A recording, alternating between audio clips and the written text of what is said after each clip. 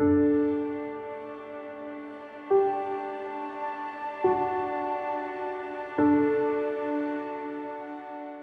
ঢাকাসহ সারা দেশে পেট্রোল পাম্পগুলোতে জ্বালানি তেলের জন্য দীর্ঘ লাইন এখন প্রতিদিনকার চিত্র। এর মধ্যেই সরকার তেলের দাম বাড়িয়ে ইতিহাসের সর্বোচ্চ পর্যায়ে নিয়েছে। রোববার থেকে সরবরাহ বাড়ানো হয়েছে, কিন্তু তারপরেও লাইন কমছে না। প্রশ্ন আসছে, বাংলাদেশে বর্তমানে জ্বালানি তেলের মজুদ কত, আর চলমান তেল সংকট মেটাতে কি পদক্ষেপ নিচ্ছে সরকার?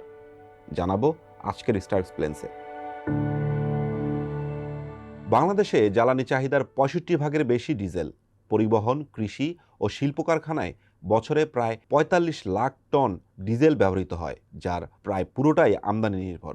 বাংলাদেশ পেট্রোলিয়াম কর্পোরেশন এর অর্ধেক দীর্ঘমেয়াদী চুক্তির আওতায়, আর বাকি অর্ধেক টেন্ডার প্রক্রিয়ার মাধ্যমে স্পট মার্কেট থেকে সংগ্রহ করে। চলমান যুদ্ধ পরিস্থিতিতে দীর্ঘমেয়াদী চুক্তির একাধিক চালান বন্ধ হয়ে যায়, ফলে বিপাকে পড়ে বাংলাদেশ।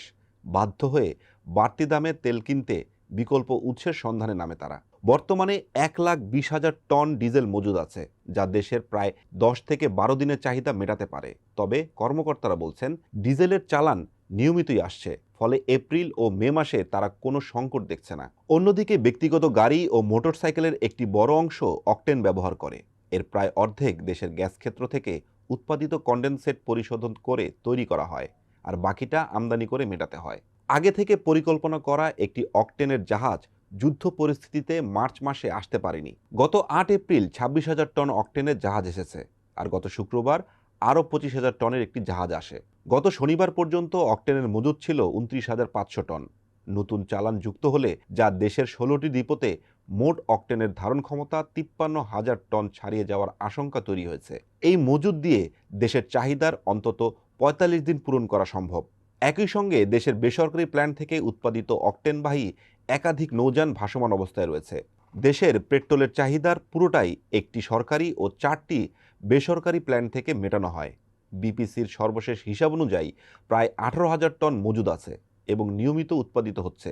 ফলে এ নিয়ে দুশ্চিন্তার কিছু নেই বলে মনে করছেন কর্মকর্তারা। জ্বালানি প্রতিমন্ত্রী অনিন্দ্য ইসলাম অমিত ঘোষণা দিয়েছেন, দেশে বর্তমানে জ্বালানি তেলের যে মজুদ আছে তা দিয়ে চলতি এপ্রিল ও মে মাসে কোনো সংকট তৈরি হবে না। আর মজুদ বাড়ায় সরকার ফিলিং স্টেশনগুলোতে অকটেনের সরবরাহ ২৫% বাড়িয়েছে। বর্তমানে প্রতিদিন প্রায় ১,৩৮২ টন অকটেন সরবরাহ করা হচ্ছে, যা এপ্রিলের প্রথমার্ধে ছিল ১,১১৫ টন। এর মধ্যেই সরকার জ্বালানি তেলের দাম রেকর্ড পরিমাণে বাড়িয়েছে। ১০০ টাকার ডিজেল ১১৫ টাকা, ১২০ টাকার অকটেন ১৪০ টাকা এবং ১১৬ টাকার পেট্রোল এখন ১৩৫ টাকা করা হয়েছে।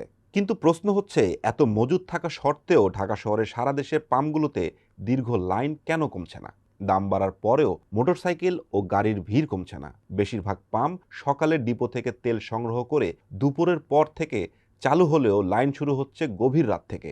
মোটরসাইকেলগুলো তেল পাচ্ছে ৮ থেকে ১০ ঘন্টা, গাড়ির সারি ১২ থেকে ১৪ ঘন্টা অপেক্ষা করার পর। সরকারের তরফ থেকে বলা হচ্ছে, পরিস্থিতি সামাল দিতে তাদের দুটি দিকে কাজ করতে হচ্ছে। একটি হচ্ছে আমদানি পরিস্থিতি স্বাভাবিক রাখা, দ্বিতীয় হচ্ছে যুদ্ধ পরিস্থিতিতে প্যানিক বাইংয়ের কারণে সৃষ্ট বাড়তি চাহিদা কমিয়ে রাখা। একই সঙ্গে অবৈধ মজুতদারির বিরুদ্ধে কিছু ব্যবস্থা নেওয়ার চিত্র দেখা যাচ্ছে, যদিও সেটা পর্যাপ্ত কিনা তা নিয়ে প্রশ্ন তুলেছেন বিশেষজ্ঞরা। বাড়তি চাহিদা কমিয়ে রাখতে সরকার ব্যক্তিগত গাড়ির ব্যবহার কমাতে মানুষকে উৎসাহ দিচ্ছে, আর খরচ কমানোর অংশ হিসেবে সরকারি গাড়ির জ্বালানি বরাদ্দ কমানো হয়েছে। মোটরসাইকেলের জন্য ফুয়েল পাস ব্যবস্থা চালু করা হয়েছে। ধীরে ধীরে সব মোটরসাইকেল এই পাসের আওতায় একটি নির্দিষ্ট সময়ের জন্য নির্দিষ্ট পরিমাণের জ্বালানি সেবার আওতায় নিয়ে আসার পরিকল্পনা রয়েছে।